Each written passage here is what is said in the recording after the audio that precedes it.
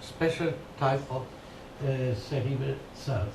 And the astrocytes, they can detoxify the ammonia.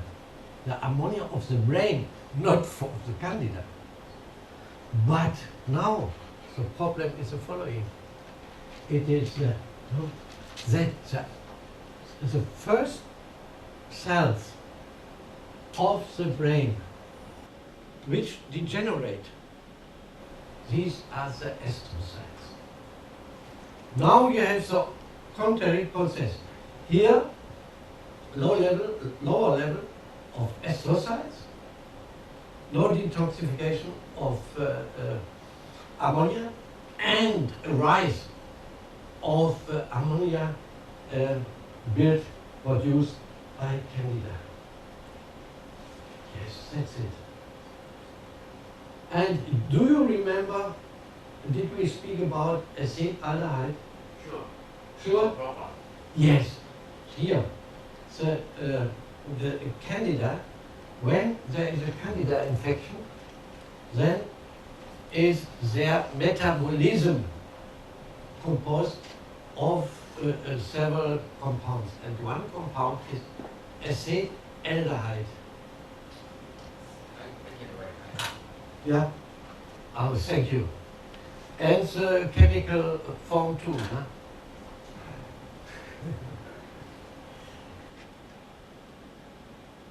L.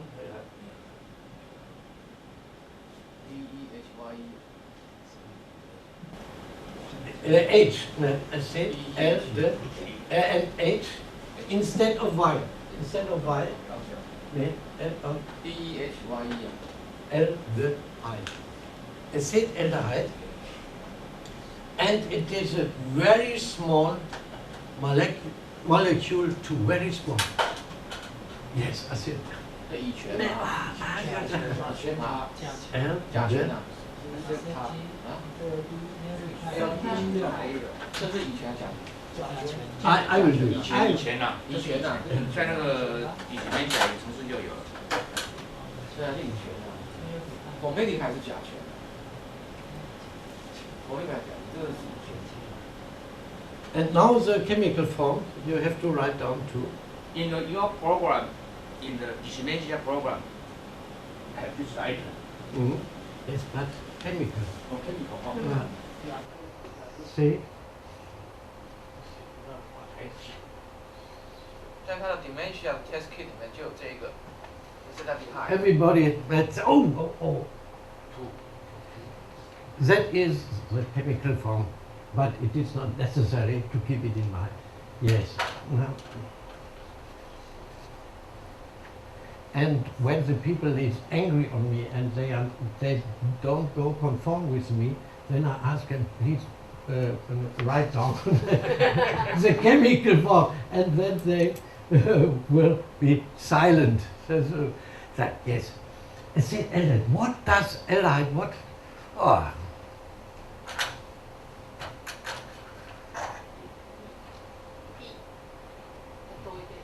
Yeah.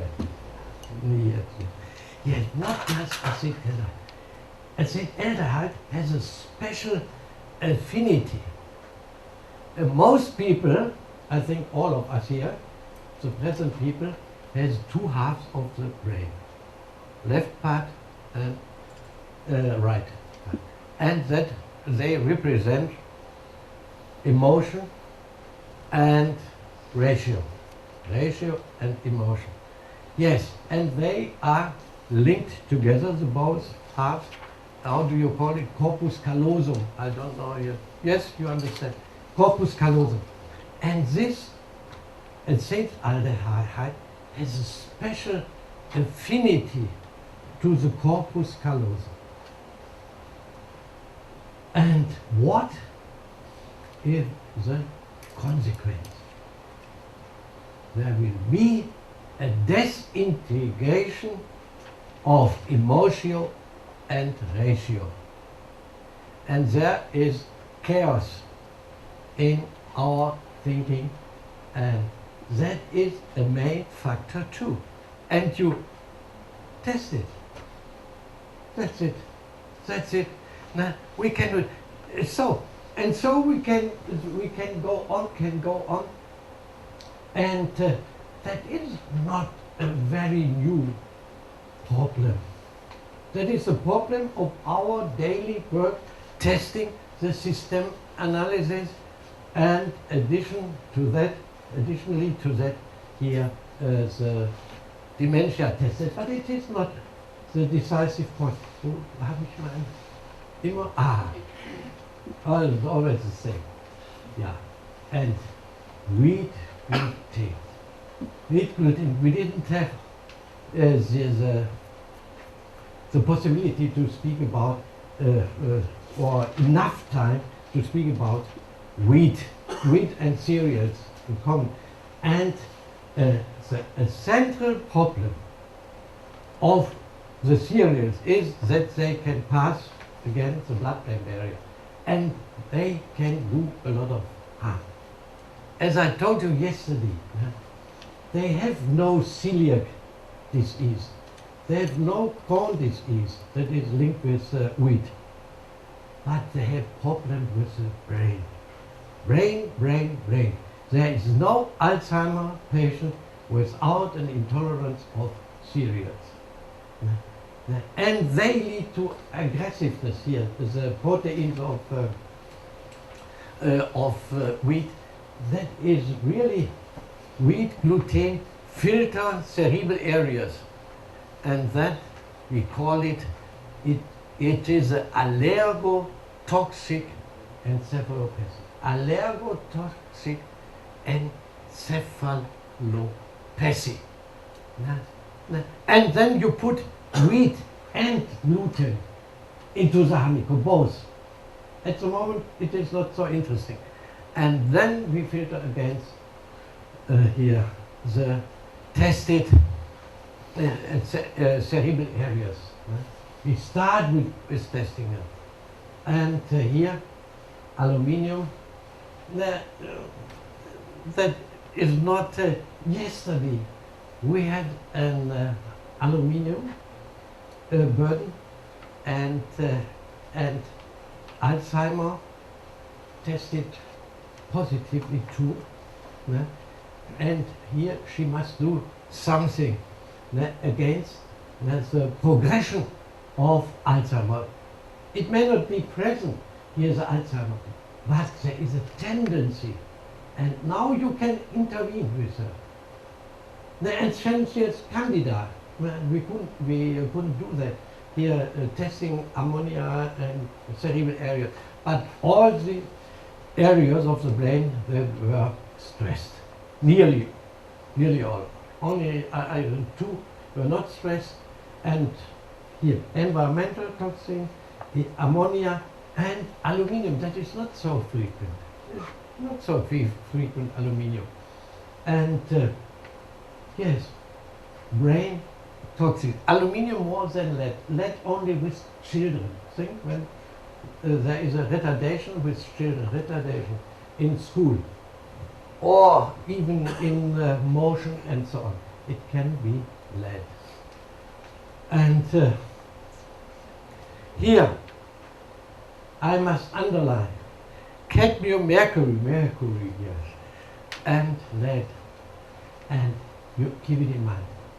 Everybody, everywhere you can read, oh, mercury in our brain, and so on and so on. How did they test it? That's my first question. Yeah? Everybody tells you mercury in your brain. Oh. Then I ask it, and how do you test it? Yes, it is in the brain. Yeah, how? No? I will know it in detail. No, and so I have an experience of so many years, and you know, I'm a dentist too. And then it is, read here, not so frequent. The heavy metals, and you see, amalgam, mercury, it is such a great molecule. And it is very difficult to pass the blood-brain barrier. And lead is rather, mercury is the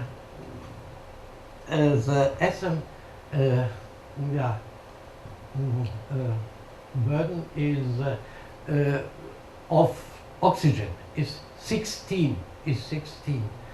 Of mercury, it is about 190. Then you see the difference. It is really a very big molecule. And here, and iron and copper. I mentioned it. Copper, iron and copper in excess. And this is an inflammation. Many free radicals. You must avoid the free radicals. Perhaps that is the direct main factor of dementia Alzheimer, the free radicals. And magnesium, yes, you need them inclusive B6 for the composition of the neurotransmitter. Magnesium, without magnesium, we will not have any composition of neurotransmitters. Manganese, manganese. When you read manganese, always think of the brain. The manganese and B3, they belong together. B3 and manganese. Don't forget it. Necessary for the nerve impulses, manganese. And so all my, my people here in my practice, manganese, oh doctor, the brain, we must do more investigation, examination of the brain when manganese, it is not so frequent. It's not so frequent, manganese deficiency. Yes. Why B1 is so, why is B1 so important? No idea? Yes, the brain is the only organ which nourishment is only glucose. Only glucose. You can feed your heart with fat and with glucose, but not the brain. Brain only. And for the metabolism of glucose, you need vitamin B1. B1.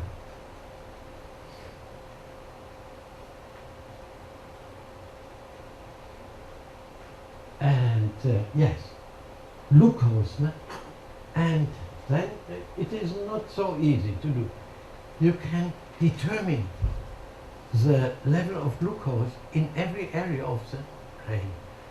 You filter it with glucose, and then you see how high is in the lobus temporalis, there is the memory, or in the lobus frontalis, there is the association, and so on. And then you put it in the honeycomb, the lobus temporalis or frontalis, that is lobus frontalis, put it in the honeycomb, and then you determine the glucose level. And then, and sometimes with Alzheimer, then you have only 50% or 40% even. And that is too low. And you see how many possibilities, chances you have to explain the Alzheimer problematic. And then you start, as we start with mitochondriopathy, for example, you give the patient B1 to accelerate the glucose metabolism, and and so on and so on and so on.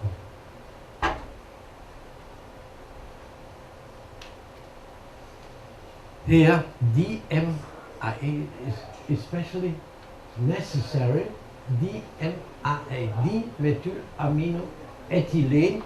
Here, this one, here, red underline, and that is the precursor of acetylcholine. That is a central compound of our memory. Here, acetylcholine. And you start measuring here there's an Alzheimer patient, or you don't know, but the test should concern Alzheimer. Then you start with acetylcholine and hippocampus and acetylcholine. These are the central drugs or compounds, DMAA. And now you know why I put here in the ELH the DMAA. And then here GABA. Yes, GABA. You have two systems in our body. The one system is the gas pedal in the car. And it is excitatory. And that is, you know, which neurotransmitter acts excitatory? Oh, you know? Oh, you know. This is really. What do you do here? To bring me the coffee. I cannot teach you anything more. And he knows more than me, that's clear. Yeah, why? He had so many lessons with me. And so he knows all what I know. But he has a knowledge himself, and that is plus my knowledge. And so he knows more. Yeah. That's the explanation. Here, the gas pedal accelerator. That is dopamine. Gas pedal. You say gas pedal, or do you understand? Here in the car. And then you have a brake too. Like Toyota. Yeah, like in Toyota. Yes, and that is GABA, gamma amino butter acid. Here, this one, GABA, that is a brake, and they must be in balance. Not too much dopamine, not too much GABA. They must be in balance. Yeah. And that is GABA is sedating neurotransmitters. And GABA